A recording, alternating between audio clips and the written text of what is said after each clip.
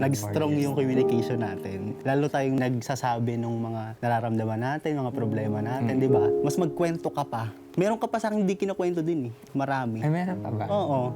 Nalalaman ko na lang sa messenger, gano'n. Kailangan ko pang maging chismoso para lang malaman ko. Hi, I'm John. And I'm Emil. At mag-8 years na po kami sa July 3. Yes.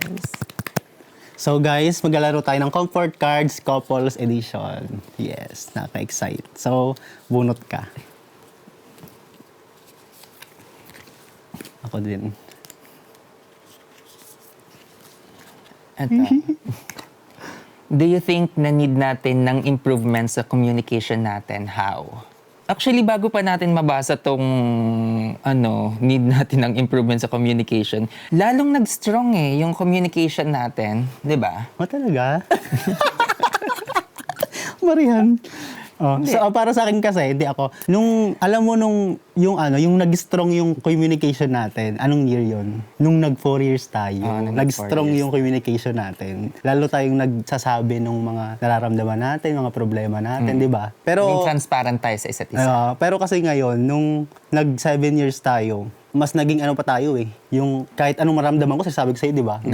Ganun ka rin naman. Pero para sa akin, gusto ko pang mas i-improve pa. Mas ka pa. Mas magkwento ka pa. Meron ka pa sa akin hindi kinakwento din eh. Marami. Ay, meron pa ba? Oo. Nalalaman ko na lang sa messenger, gano'n. Kailangan ko pang maging chismoso para lang malaman ko. Kasi yung nararamdaman mo, nafe-feel ko yan. Ako yun?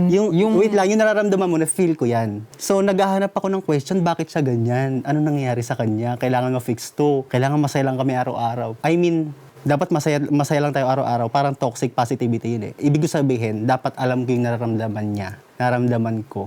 Naramdaman namin ng bawat isa. Dapat ganun, di ba? Mm-hmm. Kaya, minsan na paparaning ako, ano nangyayari?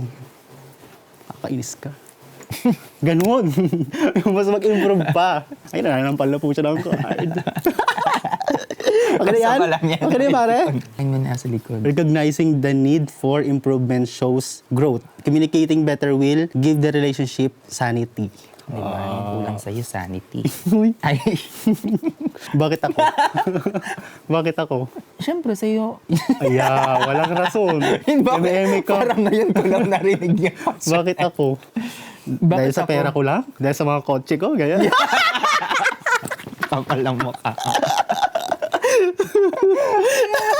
Dali na. Bakit ako? Bakit ako? Siyempre, ikaw yung mahal ko. Kwenta yung sagot? O bakit ako? Ikaw na muna nga. Ikaw na muna sumagot. Yun na nga, sinagot ko na nga eh. Bakit ako muna? Hindi ako satisfied sa sagot mo. Kasi ikaw yung nagpalabas kung... Hindi. Nagpalabas?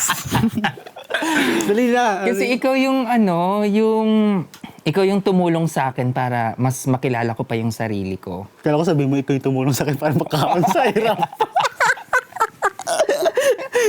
Ano pa? Actually, parang ganun. Hindi.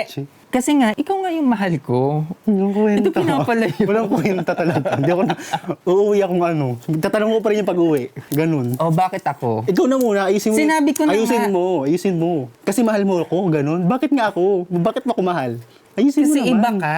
iba ka sa mga past relationship ko. Ganun. Paano iba? Daw? Basta magkaiba kayo, hindi... Magkaiba talaga Yung kami. paano? Yung halos kasi yung iba kong naka-relasyon dati, halos pare-parehas lang sila. Tapos nung nakilala kita, ikaw yung kakaiba. Ako yung iba. Sila mapuputi, ako maitim, ganun. Dali na ako na bakit Makakaasar ako. yung reaction mo. Bakit Ilan yung ex mo na 38? Bakit ikaw? Kasi sa'yo ako nakaramdam ng hindi ko maipaliwanag na, yung parang, di ba nung nakita tayo sa Laguna, di ba? Parang, ang bala ko nun, uwi din ako ng Bulacan eh. Sa'yo ko naramdaman yung, ayokong umuwi, parang mamimiss ko siya. Pag naramdaman ko kasi sa tao yun yung mga thinking ko noon eh. Pag naramdaman ko sa tao yun, parang may possibility na may rason kung bakit kami nagkita. Baka binibigay siya sa akin, baka it's a sign, yung nararamdaman ko. Minsan pinapaniwalaan ko yung nararamdaman ko. Ikaw ba di ka nakaramdam ng gano'n sa akin? Puro ka-arbugan lang yun. Plastic yung sinasabi. Sa'yo ko lang naramdaman yun. Yung parang may kulang pag umuwi na ako, tapos di ka kasama. Talaga? Ganon. Ganon din ako. Iba yung, basta yung kuryenteng parang hindi galing sa Meralco. Parang walang conduction yung kuryente, sobrang lakas. Ganun. Di ba sabi nga ni Meme, pagka tinanong ka kung bakit mahal mo yung tao, dapat hindi mo ma-explain kung bakit. Kasi nga, mahal mo siya nang walang rason. Kaya nga Parang eh, ganun kaya eh. wala akong masabi sa'yo kasi walang rason eh. Pero hindi mo kasi ma-explain na maayos kanina eh. Yun. Okay. Ganun. And may we choose each other every day. Di ba? Ako naman bubunot. Bumunot. Ilan pong cards ang kailangan? Okay po. Uubusin daw sa atin. Ano ang favorite mong blessing na natanggap natin bilang couple? Ayan na. Biggest blessing. Na natanggap natin bilang couple. Dito mo muna yan.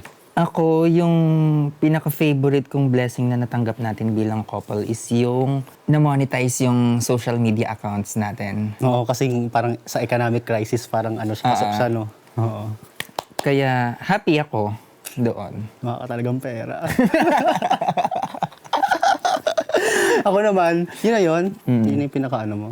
Oo, sa bagay. Kasi siyempre kailangan pag mag-jowa or mag-asawa kayo, kailangan yung kumain, kailangan yung kumita, di ba? Pagdating sa ekonomiya, kailangan yan. So, biggest blessing din talaga yung na-monetize tayo social media. Pero sa akin din, biggest blessing din sa atin yung magiging 8 years na tayo. Yung makakalagpas na tayo sa 7-year each. Oo, yun. Di ba, Saka ang ano bless pa pala, na, sobrang yung bless. blessing na natatanggap natin, yung travel tayo. Yung lagi tayo nagta-travel. Para Philippines lang. Pero at least, di ba, lagi tayo Oo, nagta-travel. sa bagay, oo. Yun yung Blessing talaga yun. Kailangan maging grateful tayo palagi. Kahit sa Cubao lang tayo mag-travel. New York, Cubao. And let this be a reminder that knowing each other is a blessing already. Tama. Totoo.